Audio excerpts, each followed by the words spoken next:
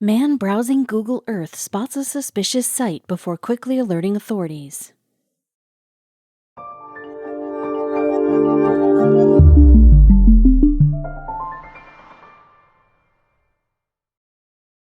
But before we start, please make sure to subscribe to m&rtv and hit the bell so you never miss any upload from us. Also, leave a like right now. A number of incredible historical discoveries were made completely by accident. The beep of a metal detector or the unexpected clink from a shovel hitting soil has unraveled more truth about our ancestors than some of the most well-researched books. An Italian man named Luca Mori used a different type of tool to uncover the past. He was scanning satellite images of his small hometown when he came across something on the map he had no way of explaining. After he called in the experts, the whole team was shocked at the unlikely findings. Had Google Maps just shined a light on a classic historic mystery? Before there was Google Maps, there was just, well, maps. Get them from a hotel, the DMV, the grocery store, or wherever, but they didn't show you Earth in every minute detail. Google literally changed the way we see the world, and that was not always a great thing. While Google Earth has provided images of nearly every surface on the planet, often catching some strange sights like people in bird masks below, the now common software was quite controversial, and for good reason. The main worry with Google Earth was security. Many national officials and public interest groups expressed concerns that Google Earth was exposing images of sensitive sites. This, they argued, could lead to a breach in national security. In fact, in 2007, the software was blocked by Morocco, Sudan, and Iran. Still, organizations can simply request to have certain areas such as nuclear facilities or military bases blurred to maintain privacy. Google Earth managed to cause incidents in the past. Multiple criminals, including the surviving gunman of the 2008 Mumbai attacks, and Michael Finton, who planned to bomb a federal building in 2009, used Google Earth to plan their attacks. But experts know the tech has been used for good, too. The program can be helpful for something as simple as viewing neighborhoods to consider when moving to a new city, or broader, more educational concerns like viewing stars in the night sky. Of course, people have made world-changing discoveries with the tech, too. When Italian computer programmer Luca Mori was studying maps of the Parma region of Italy, he wasn't expecting to make some incredible discovery. It's hard to believe that anything captured by Google Earth would be something novel. As he scanned the satellite images, he noticed something that stuck out. As a lifelong resident of the area, he thought he knew everything about this corner of Italy, but he stumbled upon something he couldn't quite place. At first I thought it was a stain on the photograph, said 47-year-old Mori, but when I zoomed in, I saw that there was something under the earth. What he saw was a dark oval that was, according to the map, more than 1,640 feet long, as well as shaded rectangular shapes nearby. Mori wasn't sure what to do, short of going out to the site himself to investigate. Instead, he reached out to the National Archaeological Museum in Parma about his find. The experts made their way to where the shadows were on the map and couldn't have been more surprised by what they came across. The area appeared to contain ruins from antiquity. Unsure of what they were looking at, the experts excavated a few pieces of ceramic from the never-before-seen site. They were dealing with something completely unknown to the public. At first, they thought the site might be Bronze Age, but a closer inspection turned up ceramic and stone pieces that showed it as a Roman villa, built sometime just before the birth of Christ, explained Mori. Experts knew how unlikely this find was. While many of the most famous Roman ruins in Italy have become huge tourist attractions frequented by millions of visitors a year, a new site is a massive deal. Researchers and scientists learn so much about the society from ruins. There's a high chance this site might never have been discovered if it wasn't for Google Earth and Luca Mori's sharp eye. While the few pieces they uncovered proved to be promising, there was still a lot of work to be done. The experts and Mori hope to participate in a full archaeological dig of the site, pending approval from local authorities to do so. For all they knew, the site could prove to hold a bevy of ancient artifacts or treasure. Mori's research is interesting in its approach, said Manuela Catarsi Dallaglio, an archaeologist at the National Archaeological Museum of Parma. At the time of the discovery, Manuela was processing a similar find in south of Italy. It was also found by accident during construction of a high-speed railroad. Only a scientific archaeological dig will tell, Manuela concluded. Because of the impressive reach and impact of the Romans, they make up a large amount of the artifacts unearthed across Europe. Like Mori's find on Google Earth, you never know where you could locate something super valuable. For most people, doing yard work is a monotonous chore that just has to be done. But for one East London resident, his weekend to-do list led him to a strange discovery. It all began with a shovel in Brian Campbell's backyard. It was 1987 when Campbell went to work. He had recently had a tree stump removed from his lawn, and the gaping hole it left was an eyesore, so he grabbed his shovel and got to work filling the hole with dirt. It wasn't long before the tip of his shovel struck an object. He stopped digging when he heard the sound of his metal shovel hitting something hard. Campbell reached into the hole and felt a small, misshapen thing. The strange finding was unlike anything Campbell had ever seen. It was smaller than a tennis ball and made of heavy material. Mud caked the outside of the object, making it difficult to know what exactly it was. However, even when he rinsed it off, he couldn't recognize it. My first impressions, explained Campbell, were it was beautifully and skillfully made, probably by a blacksmith, as a measuring tool of sorts. At that conclusion, he set the mysterious figurine on his windowsill among his other trinkets, where it sat for around 10 years. It wasn't until Campbell made a trip to a Roman fort in Salzburg, Germany, that he realized the true importance of the object he had stumbled across. Much to his surprise, he saw the very same 12-sided object in a glass display case during his visit. The finding had hardly seemed worthy of a display case, as he had relegated his to his windowsill for the last 10 years. The label under the case read Roman dodecahedron.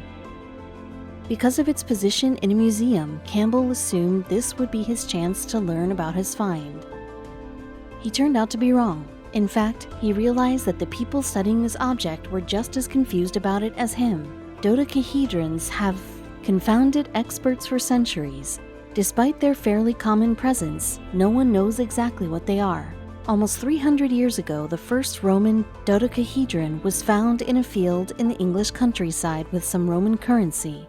A piece of mixed metal consisting of 12 equal sides, read the description of the object when it was presented to the Society of Antiquaries in London in 1739.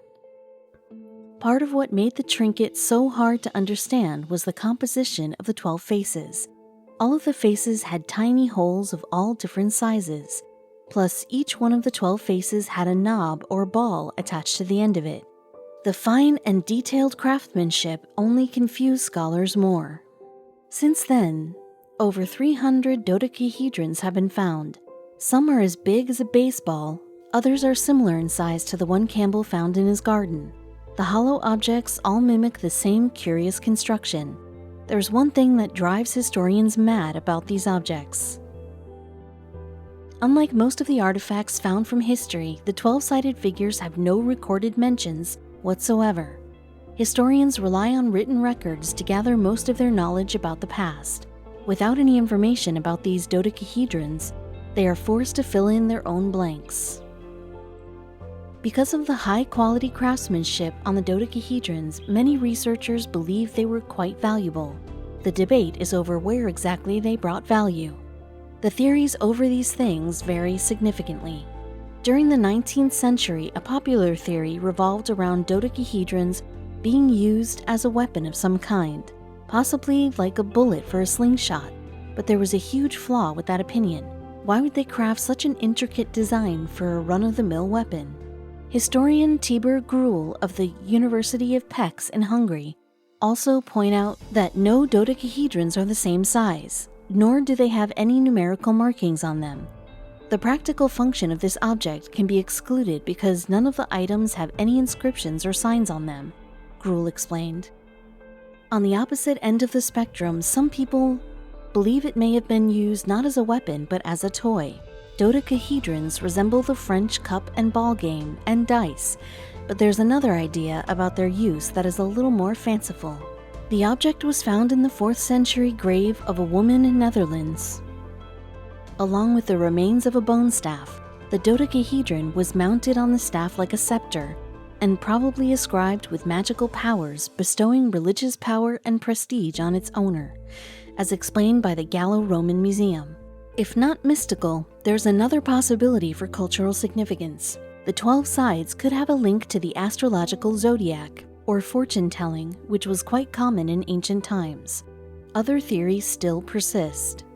From weapons to toys to artistic statements, the ancient mystery of the dodecahedron persists.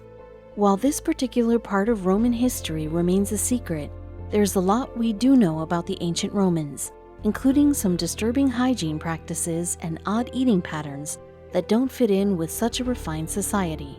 Diaries kept by a passionate Roman foodie named Apicius detailed some of the utterly bonkers recipes that were considered the best eats across the empire.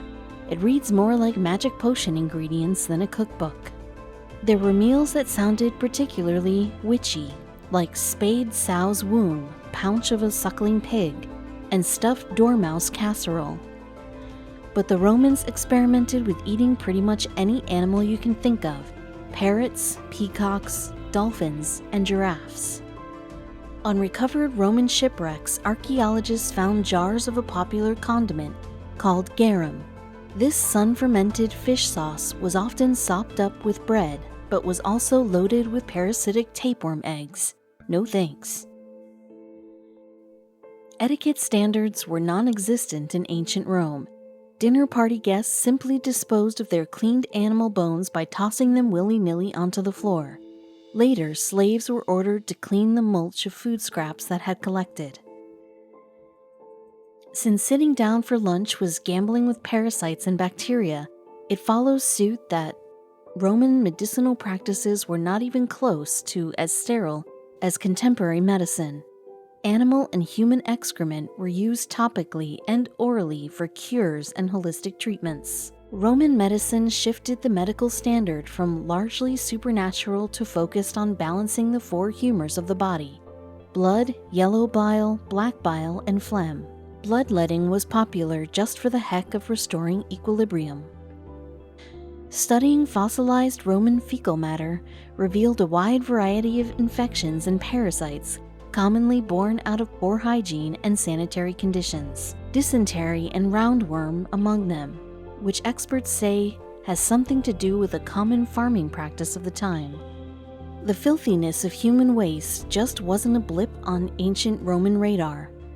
They viewed excrement as a natural resource, spreading it as fertilizer for crops, fulfilling a toxic and nightmarish cycle when they tucked in to eat their yield. Urine proved useful as laundry detergent.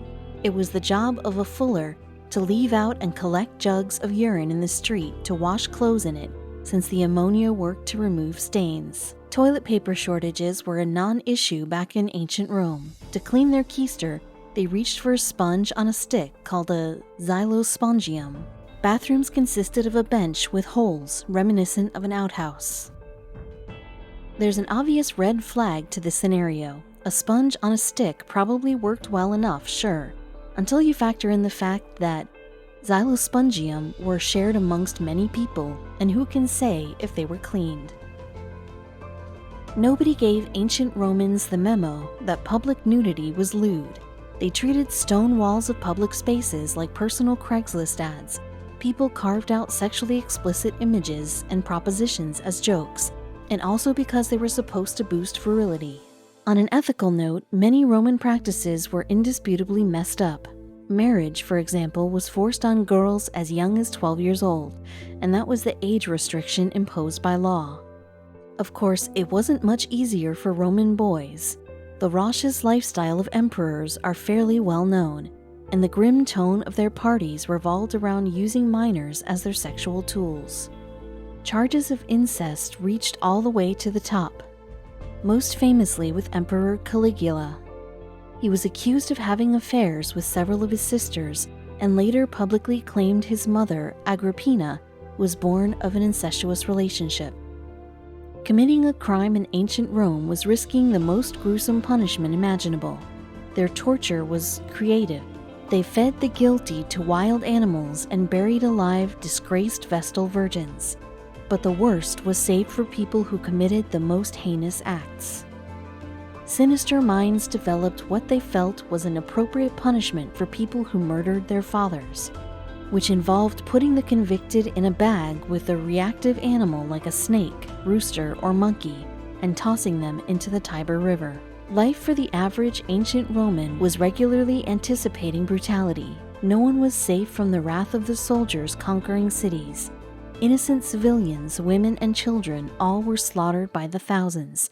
Entire cities burned to ash. While they definitely took a major leap forward with public health initiatives like aqueducts and bathhouses, none of these would pass the most lenient of health inspections. The olive oil they slathered on every bather, as well as their dead skin scrapers, were perpetually reused. After thousands of years of modernization, development, and societal growth, we still had miles to go in terms of proper hygiene.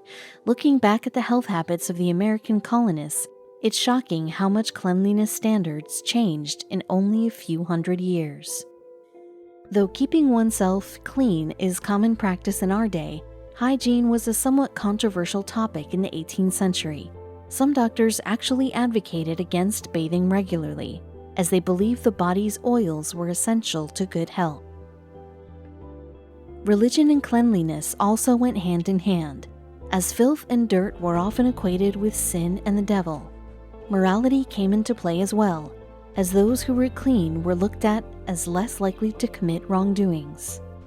While most rinsed their hands and faces each morning, full-body baths were uncommon among most men, women, and children.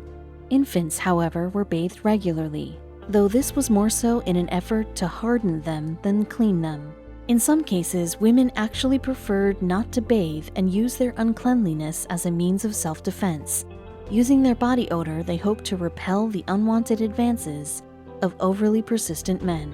Another deterrent to bathing was the size of most wash basins, as only the extraordinarily wealthy could afford bathtubs large enough to hold an adult. Freshwater bodies like lakes served as basins of a sort for lower-class men, yet soap was rarely brought along.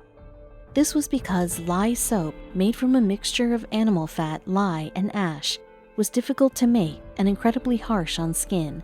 Instead, this soap was used to wash clothing and dishes.